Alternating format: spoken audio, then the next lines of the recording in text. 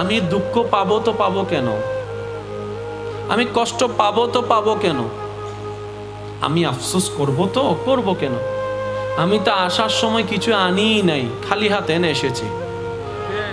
আমি আসার সময় কিছু তো আনি নাই, তো আমি হারাবো তো হারাবো কি? যা পেয়েছি সব দুনিয়ায় পেয়েছি, আল্লাহ তাআলা দান করেছেন। যা হারিয়েছি দুনিয়ায় হারিয়েছি, সুতরাং আমার হলেন আমি টেনশন করতাম।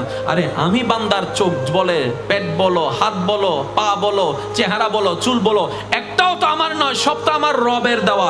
যেখানে আমি নিজেই আমার নই, এই দুনিয়াতে আমার বলতে আসলে কিছুই নাই, হারানোরও কোনো টেনশন নাই। বলেন সুবহানাল্লাহ। বান্দা যখন নিজের মনের ইচ্ছা দিয়ে রবের উপর ভরসা করে কাজ করতে থাকে, ওই কঠিন কাজও সহজ হয়ে যায়। বলেন সুবহানাল্লাহ।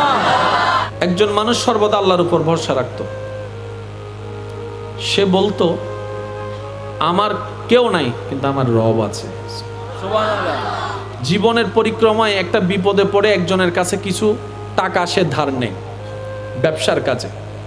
এবার ওই মানুষ তাকে জিজ্ঞেস করে, তুমি যে টাকা ধার নিচ্ছ গ্যারান্টি কোথায়? বলে যে আমার তো দুনিয়াতে